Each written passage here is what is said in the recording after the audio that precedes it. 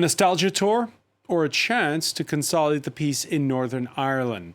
On the 25th anniversary of the Good Friday Agreement that ended decades of what was effectively sectarian civil war in an impoverished corner of Europe, a US president who's proud of his Irish Catholic heritage returns, but for less than a day in the north. Joe Biden doesn't want to appear to be endorsing the current gridlock in Belfast's power-sharing assembly.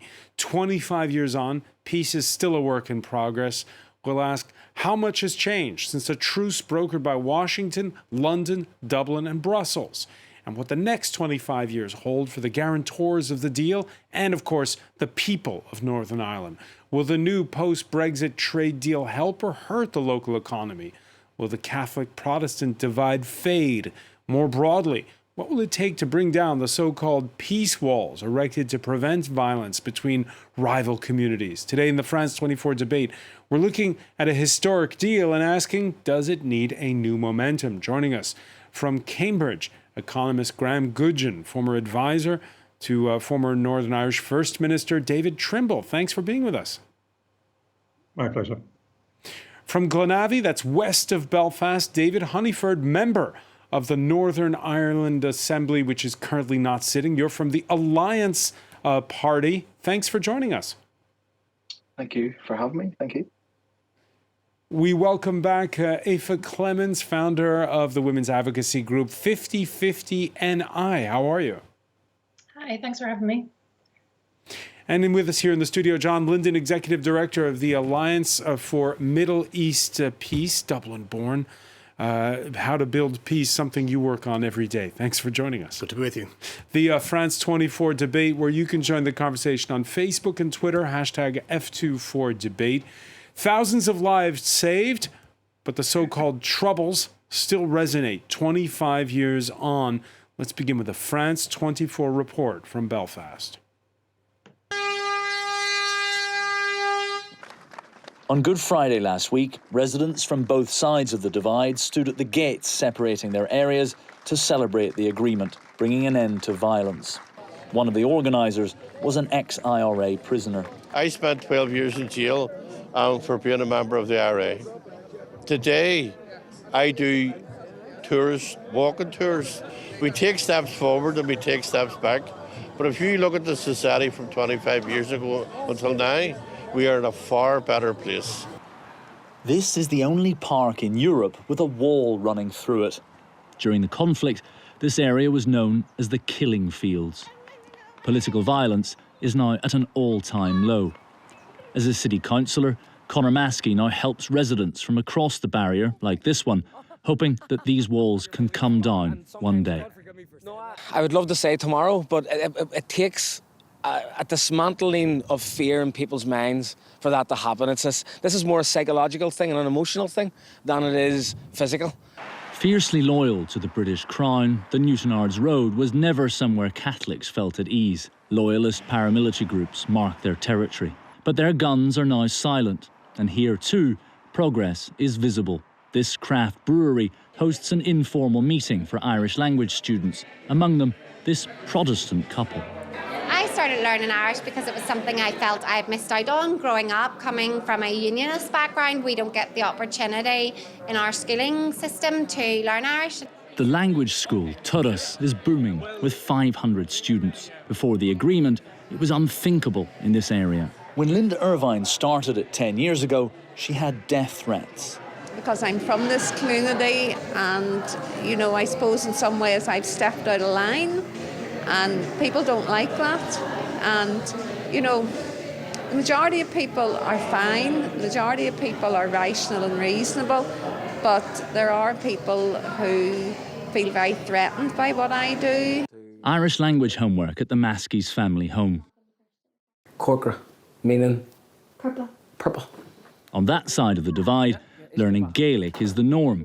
At the heart of the peace agreement is an equal respect for the two main cultural traditions. Decades ago, some of Conor's male relatives joined the IRA. He was 20 at the time of the peace agreement and says it changed his life. There's no doubt that a choice would have had to be made one way or the other, if conflict was still going on, whether I got involved in armed conflict.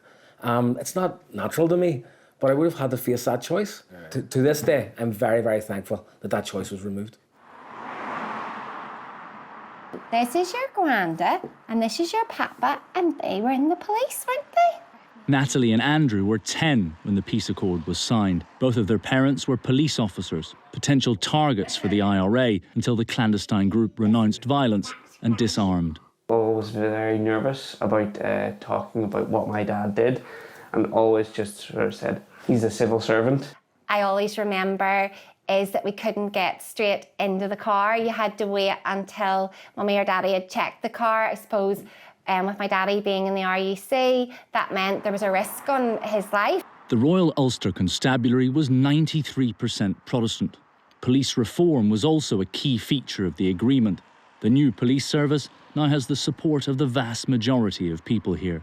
The Good Friday Agreement really did change the entire character of the country, and so a new police force was really needed for essentially what was a new country. They were an actor in the conflict, and now they're a publicly transparent service. This anniversary comes at a time of political impasse. At Belfast City Hall, political parties share power. But for a year, the largest unionist party has refused to go back into regional government in a row over Brexit arrangements, which create a trade border between Great Britain and Northern Ireland. That Irish Sea border is putting a line down the middle of our country. That's the way we see it. No other country would accept that.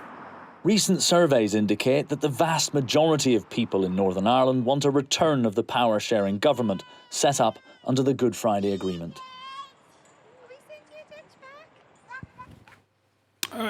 David Honeyford, a few interesting points illustrated in that report.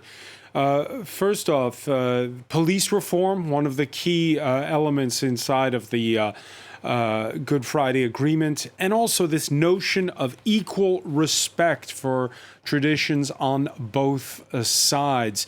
Your thoughts on what was actually not a peace treaty, but a truce? Well, the Good Friday Agreement was to bring peace and give the values and the framework that we could live side by side and in community together. So ultimately, we've moved forward, and we're 25 years later, we're celebrating the changes that have come and have been made in our society, and we've still a long way and a journey to go. But there has a lot of change in Northern Ireland today than there was 25 years ago. A lot of change, and if we roll back the clock, Good Friday, 1988, April the 10th, Unionist leader David Trimble is tasked with signing and selling the deal to the Loyalist camp. Let's listen.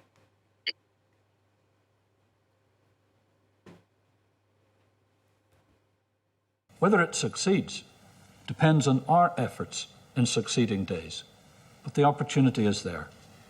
I believe the people of Northern Ireland will make their choice, take this opportunity, and leave behind those still marred in violence and hate. Graham Gudgeon, your memories of that moment and those remarks. Yes, it is interesting to hear the voice of my old boss, the late Lord David Trimble. I think it's probably fair to say that David Trimble's view was that the Good Friday Agreement, or some such agreement, was going to be imposed on Northern Ireland by Tony Blair. And his view was that it was better for unionists to be involved in negotiating it. They would probably get a better deal, but it was going to happen anyway, so you couldn't really stay out of the room. He also had the view that the agreement was imperfect, but probably couldn't be reformed within the next 20 years. And of course, we're now 25 years on, and people are talking about reforms, but not necessarily the sorts of reforms he would have approved of. How hard was it for him to come to the table? You mentioned his hesitation. Yes, it was very hard indeed. He was really leading a very reluctant party, and his party was only part of the unionist spectrum. And I did a quite big electoral analysis for him after the referendum and the first assembly elections, and found that he'd lost 2/3 of his traditional support for his party, And in the next Westminster elections, his party, the Ulster Unionists, lost 9 out of their 10 MEPs. So it was a disaster for his party. So he led that unionist faction into a situation where really most of his supporters didn't approve of it at all. But nevertheless, it secured an end to IRA violence, and people were grateful for that. Sinn Féin's leader at the time was Gerry Adams. He too spoke on the day alongside David Trimble. We are here reaching out the hand of friendship and representing our electorate. These negotiations and the new arrangements which result from them are part of our collective journey from the failures of the past towards a future together as equals. Aoife Clements, what's your reaction listening to those words? I mean, I think it kind of encompasses how people still feel about the Good Friday Agreement, you know, that it's this moving forward together as a collective on an equal basis. I think that's really important, and it's as important as it was when he said it then as it is now. Is the dynamic when you think about, when you heard there the description by Graham Gudgeon of the reluctance, how hard it was to come to the table then. Today, does that seem like ancient history? I mean, unfortunately, it doesn't seem like ancient history, since we still have people refusing to come to the table in Northern Ireland even today.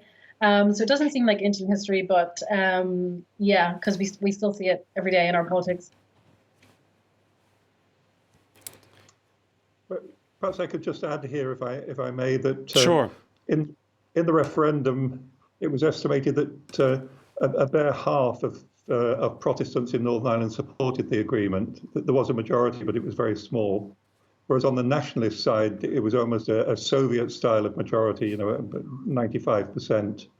And I think that illustrates the extent to which it was a one-sided agreement, which Protestants and Unionists were pretty unsure about and rather anxious about. Is that your reading of it, John Linden? No, I actually think it was a pretty judicious, if late, agreement. I mean, there's a cliche, it was Sunningdale for slow learners, and that it replicated an awful lot of what was suggested in the early 1970s as a way of being able to have both communities share power. I think it's an interim agreement, and I think Graham's point is actually, it's a good one about any sense of loss that the unionist community would have felt, because they were coming from a position, I think it's fair to say, of entrenched privilege. That's certainly the objective perception by a lot of international onlookers, and some kind of a settlement or a change was coming.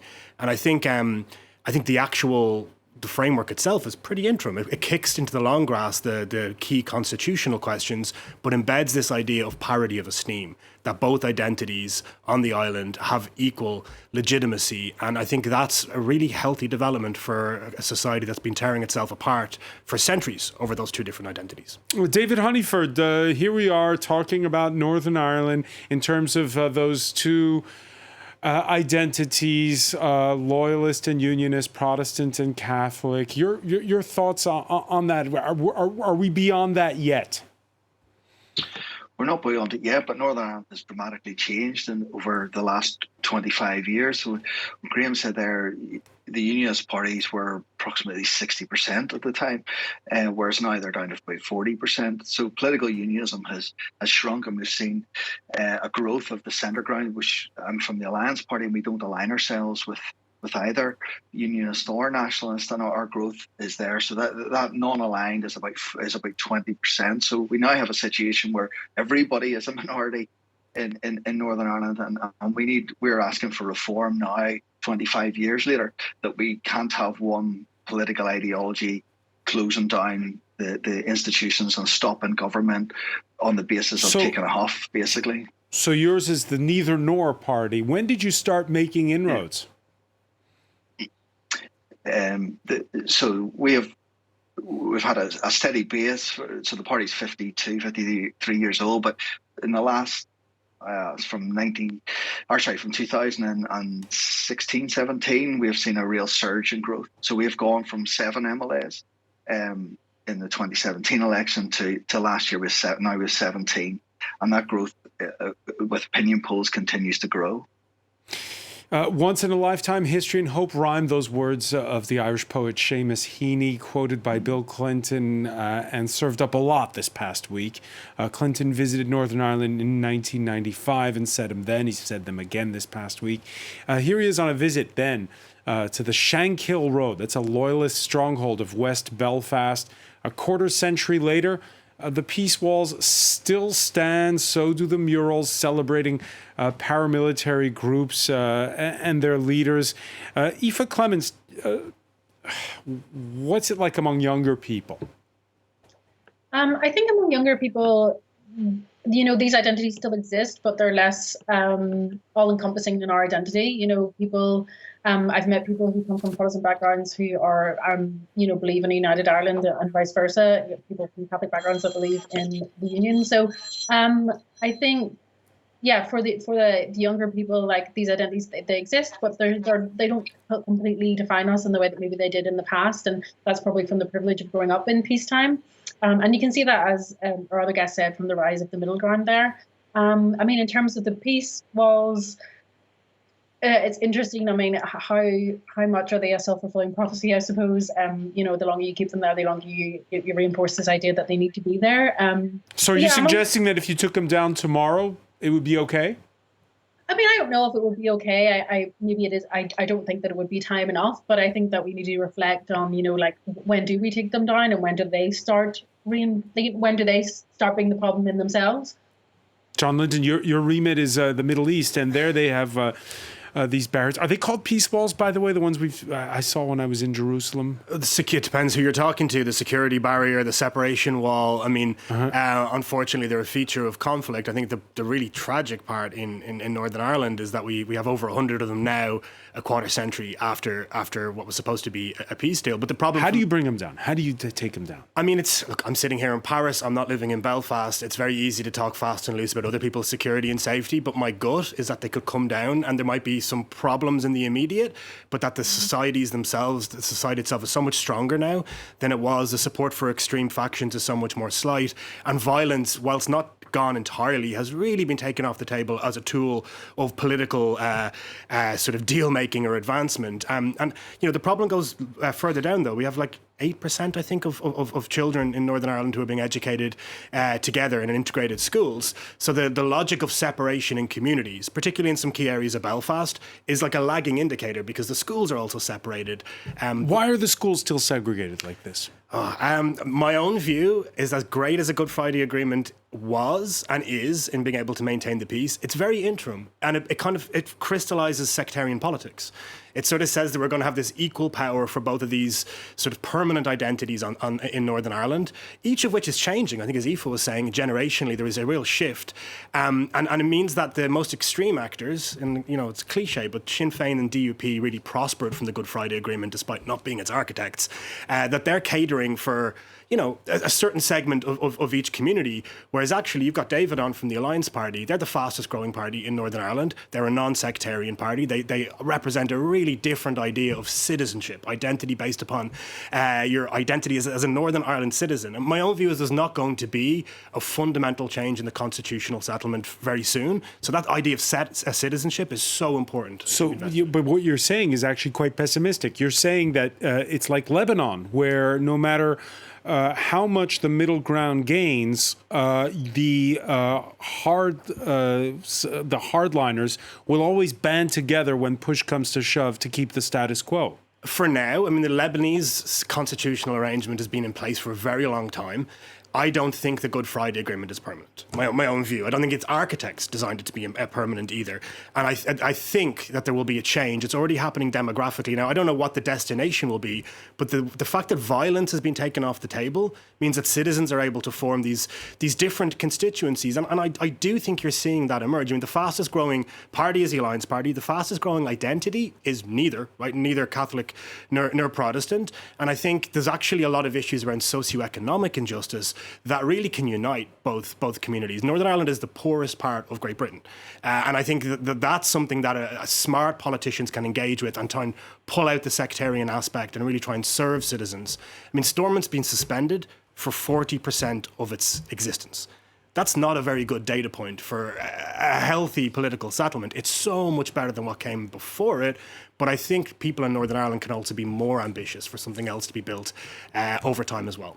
Stormont, the Northern Ireland Assembly. Graham Gudgeon, you agree? If I could just come in on education, the education system in Northern Ireland is much the same as in other countries than people would imagine. And the basic fact is that Catholics are encouraged by the Catholic Church to go to Catholic schools, as they are in many countries. The importance of that in Northern Ireland is that Catholics tend to be Irish nationalists as well, so it has a political importance. But the reason that they go to different schools is because of their religion, and that I assume that's much the same in France or Germany, many other countries. We're a country of lapsed Catholics. With all the trouble that you have in the church these days, is that about to change? Well, I think it is slowly changing. I mean, there's a decline in religiosity on all sides. I mean, very strongly on the Protestant side, but also in the Catholic side. But the combination of religion and political belief is what gives Northern Ireland its uniqueness or its strangeness in a way. And the Catholic Church, of course, prefers Catholic families not to send their children to state schools. They can go to state schools. There's no problem in that. They're not Protestant schools. They're state schools. And there are now the minority of cross-community schools as well that deal with both religions. But that's not the basic problem. I mean, the basic problem is one of Irish nationalism. That nationalists, both north and south of the border, want to deprive British people, British Protestants in Northern Ireland, of their British identity without their agreement. And that's what underlies all of these problems. If that wasn't there would hardly be any problem, and there wouldn't be any peace walls or anything else. For the unionists of Northern Ireland, it's an ongoing and permanent difficulty that people want to take away their British citizenship. Unfortunately, the Good Friday Agreement didn't solve that. I mean, one reason I voted against it was it wasn't a permanent settlement. I think one of your earlier speakers said it was a truce. You can regard it as an armistice. It still left the ball in the air, and that's one of its great weaknesses, in my view. David Honeyford, you agree? Absolutely not. Absolutely not.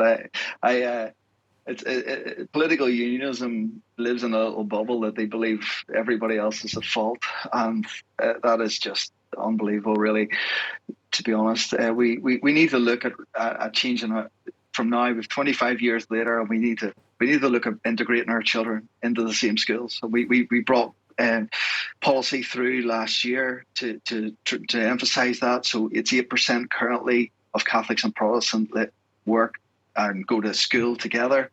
The community is based around the school. So if your schools are divided, then your community is divided, because the kids live and the parents come around, especially the primary school, the younger, the under 10, 11 years old. But to Graham's point that Catholic kids go to Catholic schools, what's your answer to that? Yeah, Catholics go to Catholic schools and Protestants go to Protestant schools. Political unionism blames nationalists for everything, and nationalists blame that's the ongoing problem for Northern Ireland. We've got to look beyond this and find solutions that we come together and build our community together. This is not the other side's fault. This is everybody's problem that we need to build together. Graham Gudgeon?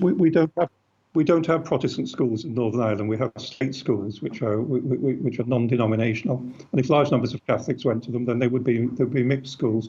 I'm afraid this is a problem David will have to take up with the Catholic Church, as he would in any other country. Aoife Clements, think your memories of your school days in Northern Ireland. Yeah, I think it's completely disingenuous to say that Catholics go to Catholic school because of the Catholic Church. That's just not true. It's cultural. We don't have Protestant schools, but we effectively do, because Catholics would feel like maybe they weren't welcome in these state schools because they're supposed to go to a Catholic school. Like, culture is much more than just a religious divide in the schools. It's an ethno-religious divide, and I think it's completely disingenuous to say otherwise. Yeah, I went to Catholic school. I don't think I ever really met a Protestant until I went to university, so that was my experience. Yeah, so the schools, it's disingenuous to say that that's how it is when it's not. It's cultural, and people are going to different schools because that's the culture and that's the way things done. And we have people going to Catholic schools who are not religious at all, but because they have this Irish identity, they're going to Catholic schools because that's where they feel the most welcome. And another point, Irish nationalists and Catholics are not trying to deny Unionists of their British identity. You know, we're entitled to both identities, as it says in the Good Friday Agreement. And people who are working on, United Ireland have repeatedly said that Unionists are welcome in a new Ireland and that there would be a space for them. Okay, well, then let me ask you, Aoife, we have Jane on the hashtag F24Debate asking, will Irish reunification ever be on the cards? What's your answer? I mean, it's always on the cards, isn't it? I don't know if it's on the cards like imminently, but it's always on the cards. People are always working on it. People are always wanting it. So yeah, I mean, it's on the cards, I guess. So is Graham right when he says that, he feels British and that he doesn't want to be deprived of that? Absolutely.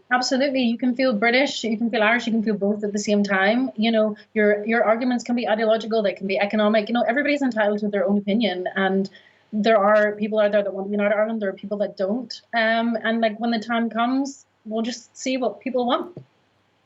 Is it binary? You're either have a Northern Ireland or you have a united Ireland? No, constructive ambiguity. Where's right? the middle ground here? I don't see it. I think identity is kind of fluid, and people can be, have a political question. Asking. I mean, it's a long conversation, but like the Stormont executive and the power sharing agreement is itself a very strange kind of constitutional arrangement. Some people argue you could simply flip it. You could still have the executive in Stormont and have a devolved authority, but it's part of Ireland rather than the United Kingdom. That's one hypothetical idea. But I think we should pause on this because people really weren't talking about a united Ireland in an urgent sense until the Brexit vote. That was the big sort of disruptive event that came along. And Brexit is interesting for a number of reasons. Yes, it put United Ireland back on the agenda because of the European citizenship being taken away as this kind of third dimension, and then obviously the trade implications. But Brexit also showed us the danger of having very slight majorities voting for something that's incredibly disruptive to almost every aspect of politics. And I would hate there to be a board. I support a United Ireland. I think it's something that I believe in a strange kind of almost mythical sense. But I don't think it should be hurried or rushed at all, because if it's not done without the consent of unionists in Northern Ireland, then it's incredibly dangerous, and it's also unfair. To Graham's point earlier, if there was some way in which the Good Friday Agreement was being framed as a trap to get 50% plus one of Northern Ireland to vote for a united Ireland and then force it down Unionist throat, then the Good Friday Agreement was a bad idea. That's an unjust thing to do to the Unionist population in Northern Ireland. I think there needs to be a conversation over time around these things. And I'd also say, as a citizen of the Irish Republic, a lot of my friends and family talk in very naive terms about United Ireland. It's very easy sometimes in the Republic, removed from the violence and the day-to-day reality of the conflict, to talk about it in ways that are unhelpful and sometimes a bit sectarian. I actually think the Republic of Ireland at the south of the border, needs to really reflect on what sort of citizenship and country and constitution it would have for a United Ireland, because it would need to be something new that accommodates the Unionist identity, the Protestant religion, and the true sort of different identities that live on the island of Ireland. And I'm not sure Irish people south of the border are ready for that conversation yet. David Honeyford, how does your party see it? Does it see a united Ireland? Does it see a devolved solution the way John was describing? Does it see a status quo? We don't take a position on the constitutional question. We have members of the party who are crossing unionists and would vote for to stay within the union. We have members who would be for a united Ireland. So we're right across the spectrum. We don't base our politics on binary identity, but we base our politics on our education system, our health system, and creating jobs and boosting our economy. Here, as was said earlier, Northern Ireland is the poorest region of the UK, and that's actually one of the poorest regions as well within the whole of the EU. So we have opportunities now through the new Windsor arrangements to have economic growth with access to the EU market and GB market, and that is the priority at the minute. The priority is to grow our economy and create jobs. Let's talk about that Windsor arrangement, just to remind our viewers there, David. It's a revision on the post-Brexit trade deal between London and Brussels. Yeah. What do you think of it? Well, this all comes from Brexit. I didn't want Brexit. Northern Ireland voted in a majority to stay within the EU. We didn't want Brexit, but as part of the UK leaving, we were always going to need some sort of arrangement, some sort of landing zone, which kept and allowed us to have the Irish or the east-west, north-south arrangement. So there was always going to have to be a border somewhere. There was always going to have to be something there that, but equally Northern Ireland's uniquely placed with that east-west arrangements and with the north-south. There was always going to have to be a landing zone, and we've landed on the framework now. Graham Goodgen, you're an economist, so let me ask you: are the people of Northern Ireland quietly getting a good deal because you're both in Britain and the European Union, and a unique position? No, not really. All of this will make almost no difference to the economy, which hasn't been doing too badly. Several speakers have said it's the poorest region of the UK. It's one of them. It's actually a bit better than Wales or northeast England. But because of the transfers, social security and other things, living standards are pretty close to the UK average in Northern Ireland. The protocol or the latest version of it, the Windsor version of it, will really make very little difference. It's true there's no customs administration for Northern Ireland goods going into the EU, but there is administration for the much greater flow of goods going from Great Britain into Northern Ireland. So that there are pros and cons of this, and in my view, the balance comes out fairly neutrally. And the claim made earlier, I think it might have been made by David, that the Windsor Agreement will lead to greater growth and prosperity in Northern Ireland. I mean, it's just a pious hope. It won't make any real difference at all. All right. In any case, the UK Prime Minister in Belfast, he's there to greet Joe Biden. Joe Biden, who Wednesday will hold one-on-one talks with Rishi Sunak. The U.S. president expected to float the possibility of closer investment ties between the U.S. and Northern Ireland. This in a bid to try to encourage the impasse that we talked about at the Northern Irish Assembly at Stormont. What's your top priority on this trip, sir? Make sure the Irish Accords and the Windsor Agreement stay in place. Keep the peace. That's the main thing. And it looks like we're going to keep your fingers crossed. David Honeyford, to hear the U.S. president talk about the Windsor Accords, does it also signal a warming of relations between Washington and London? Yeah, I think the relationships between London and Europe and London and America have improved since the Prime Minister changed pre-Christmas, which is why we now have the new Windsor framework and how that was able to come about with trust building between the governments with the EU and with America. And we welcome the President coming, brings the eyes of the world onto Northern Ireland, which can only be a good thing. And I disagree completely with the comment there said about Northern Ireland. We always have to have hope. We always have to want better. We always have to strive for more. And the arrangements we have allow us to do that. The President coming just brings a spotlight onto Northern Ireland, which hopefully we can maximise over the next coming days. When he addresses Ulster University on Wednesday, Aoife Clements, what would you like to hear from the U.S. president? I mean, I think I would like to hear his overall support for maintaining peace in Northern Ireland. And, I think his visit overall, it's a nice reminder of how big the Good Friday Agreement is, how, it's been used as a model for other peace agreements, and that sort of, being reminded of that and how big it is and how important it is, that it might be a push or a little bit of pressure to, get Stormont up and running again would be nice. Do you wish he was staying longer in the north of? I mean, yeah, it would be nice to have him for a few more days because this is such a big thing. But I understand security is very important, and he's a busy man. Yeah, just one day north of the border before the U.S. president returns to his roots with not only a speech before the Irish Parliament in Dublin, but an address in his ancestral town of Ballina. That's the anticipation certainly running high in that corner of northwestern County Mayo. Oh, he's very close. His Irish roots are really deep in his heart. So like everything, when he speaks about Ireland, you know, as he said himself, he gets goose pimples on the back of his neck, you know. Oh, Irish people love him back, yeah. To have the President of America quote everything he can when it's all Irish quotes, and he's big into poetry, and, you know, it's just going to be fabulous when he comes to Ireland. It's for the whole country, and for the town of Ballina, it will be serious. So high expectations, John Linden. Joe Biden, who's known to sometimes shoot from the hip when he speaks, and in the past has made jibes about his Irish roots, particularly once to a BBC reporter. Mm-hmm. We remember that. Yeah. Is he going to stay on message this time? I hope not. I like the kind of sort of... You hope not? I mean, look, the stakes are high, as we've been discussing in the call, but, I want to be clear. You get people on talking about Northern Ireland, and sometimes the glass is half empty in everyone's analysis, and it's important to zoom out and reflect on just how significant an achievement the Good Friday Agreement is, how different the reality is currently, and really critically, the role the United States played in securing it.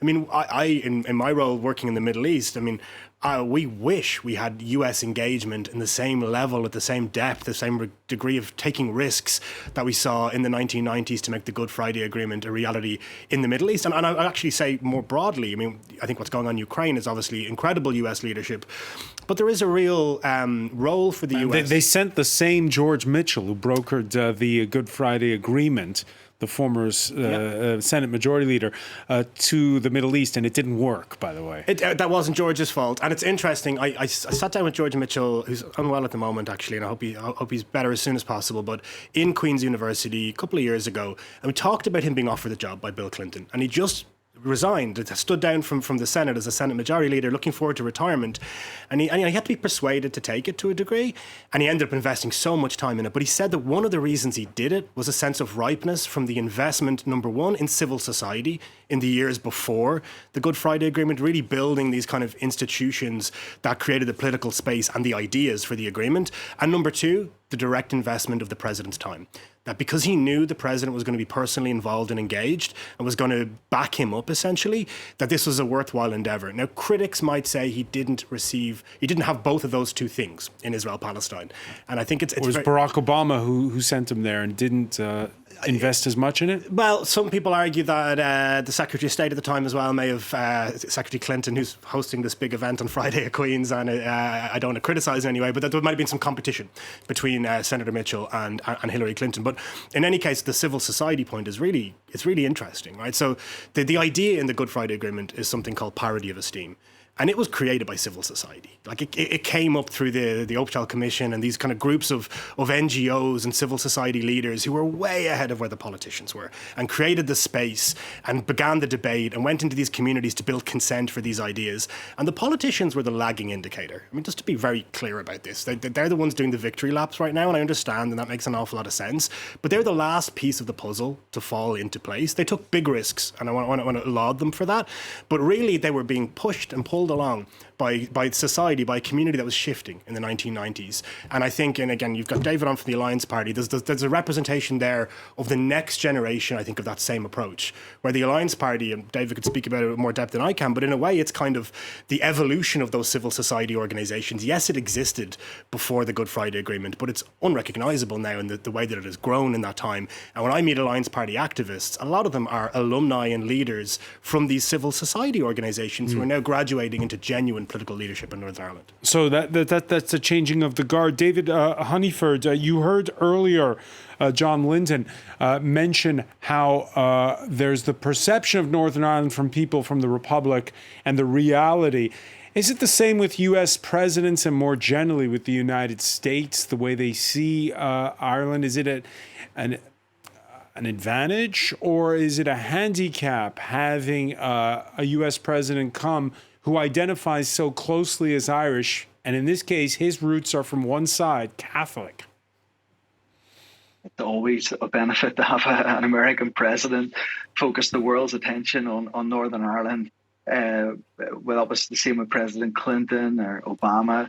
Yeah, even President Bush was here back in the day, and it's only a positive. It's only a positive. We've got to look beyond this binary Northern Ireland that is back in the past. The future is not this them and us and Protestant, Catholic, nationalist unions. The future is Northern Ireland building a united community and coming together and making this place the best possible place we can be, growing our economy and seeing our health service reformed, our education system reformed, and seeing this place grow. That is a benefit to everybody. And the President comes to Northern Ireland, he will be welcomed with open arms at any time. Graham Gudgeon, the United States talking or hinting at aid for Northern Ireland. Your thoughts on whether Joe Biden can be a force for good? And again, about, can he be a force for good in breaking the gridlock that we have right now at the Northern Irish Assembly? Yeah, I'm afraid the promise of investment always accompanies these things. I remember it at the time of the Good Friday Agreement as well. But of course, governments don't bring investment. I mean, companies come to Northern Ireland or anywhere else if they think it's profitable, not because it suits presidents. But look, the priority for the British government is to try and get the DUP back into the Assembly. And on Joe Biden's visit, their hope is that he will do very little damage. They don't expect him to do any good, but they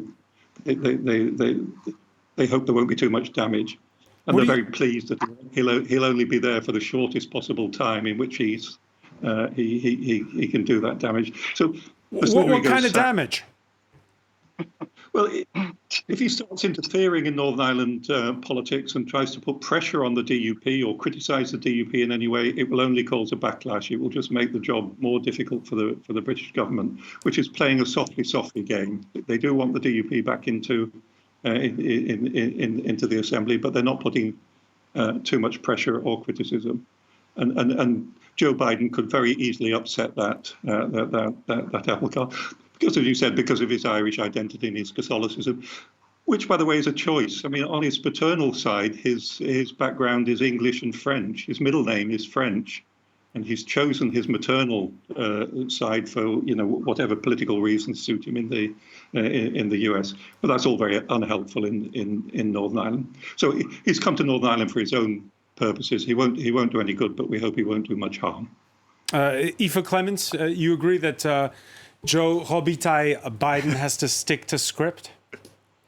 I know that he is quite open about his Irish identity, but the American presidents who come to Northern Ireland have always been very neutral. They always, make sure they treat everybody equally, and I can't imagine Joe Biden will do any different. So I can't see him causing any harm, to be honest. Can't see him causing any harm. I want to thank you so much, Aoife, for being with us from Belfast. I want to thank David Honeyford in Glenavy, Graham Gudgeon in Cambridge. I want to thank you as well for being with us, John Linden. Thank you. More coverage of Joe Biden's visit on our website, france24.com.